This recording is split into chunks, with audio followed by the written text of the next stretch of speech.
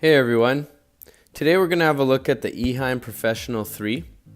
It's a canister filter rated for 160 gallons. I use it on my 90 gallon tank. Specifically, we're going to look at how I do the maintenance on this filter. First things first, you want to unplug the filter, and then you close the valve. Next, you release the hoses with this red button. Remove the hoses, and then you remove the filter.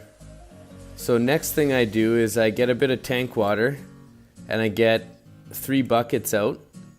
I fill them about 1/3 to halfway full. Now I'm using used tank water because I'm going to be putting the filter media in these buckets, and when you're cleaning your filter media, if you want to maintain the beneficial bacteria that are built up on that media, it's best to use tank water.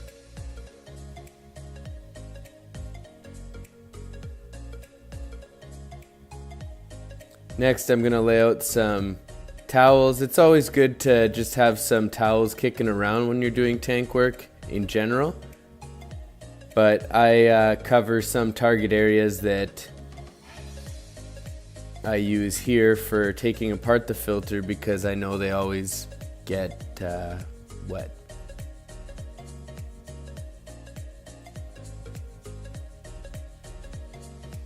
Once the water is pretty well in the buckets and your towels are set up, the next thing you want to do is start taking the filter apart.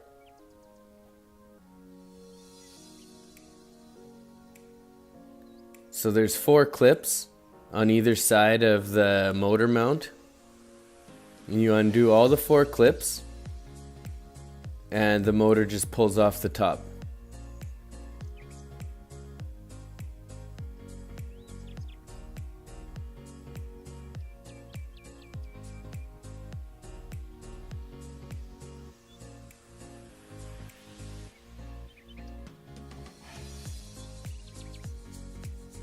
You can see here, motor's taken off. You can access the media now.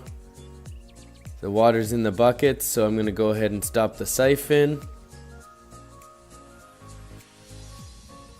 So next I'm going to pull out the media trays one by one. So the first tray is kind of a shallow tray.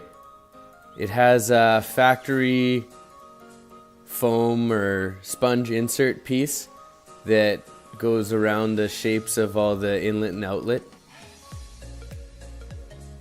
And then there's 3 regular baskets, or 4 actually, 4 regular baskets on top of that. So in the first basket I have these bio ball type medias. In the second basket I have a sponge,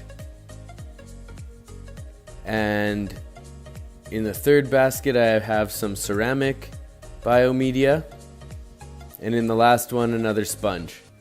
So I set that up myself. I go with primarily all biological filtration, although the sponge does catch some of do some mechanical filtration and pick up some of the debris, but more so it's all there for the biological aspect. Now that everything's removed, I end up with 3 buckets full of media and baskets and whatever else.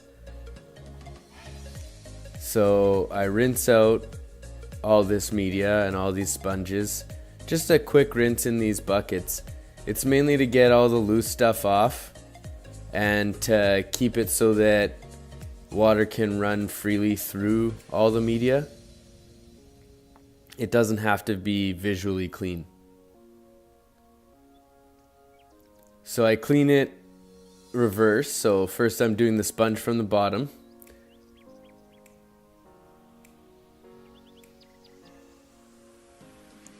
Then I put the sponge in the basket.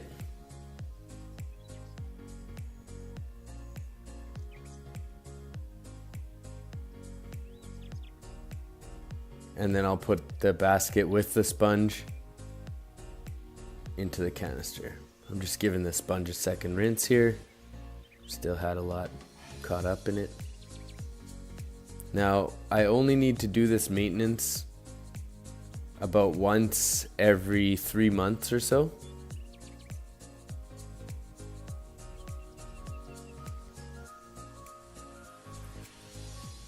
Whereas with my hang-on back filters, I generally have to clean those out once a month, and the sponge filters usually about twice a month.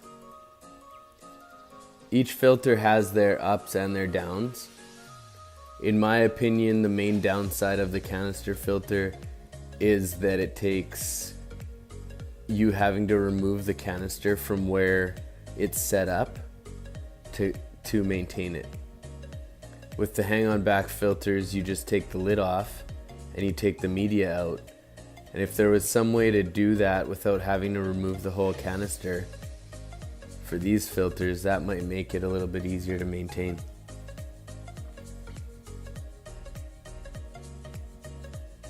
By having to remove the canister each time, it's almost like having to set up a new canister filter each time you do the maintenance. And it's not too bad if you have room behind your tanks and whatnot, but for most of us fishaholics, I know you try and fit as many tanks as you can in any given room, so space isn't usually something that we have. So here I'm just putting in the last basket, shaking off the last sponge. The water gets really dirty after a while.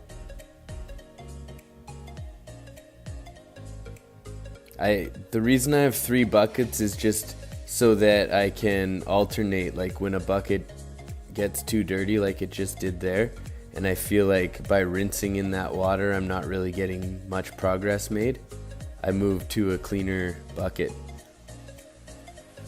Now all the media is in here and we've done our best to preserve the bacteria, but we also need to get some water into there quickly. So I usually start a siphon and I have it siphon into the canister until the canister is full of water to the top. In the meantime, you can dump out your dirty water, clean up some of the things you won't need anymore.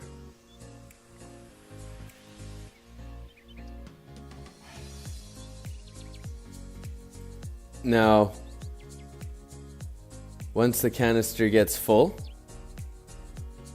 which I'm sure it's going to happen in a minute here, you need to keep an eye on it when it gets close because you don't want it to overfill and make a big mess.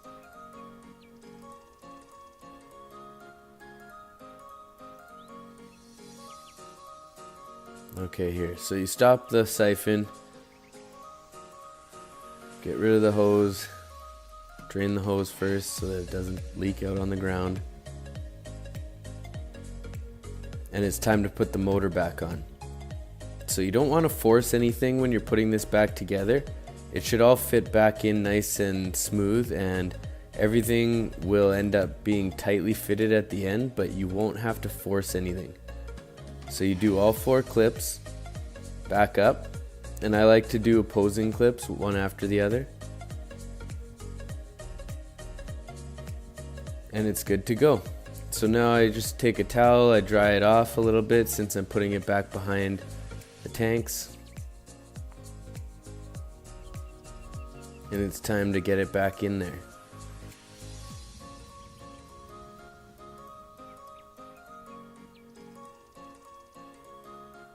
Next,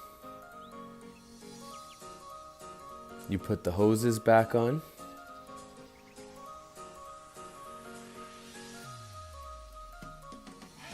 And the hose clip on this filter in particular is really good. I like how convenient it is and how easy it goes back on.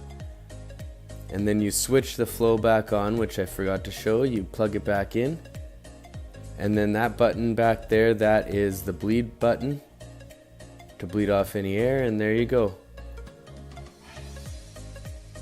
Thanks again for watching.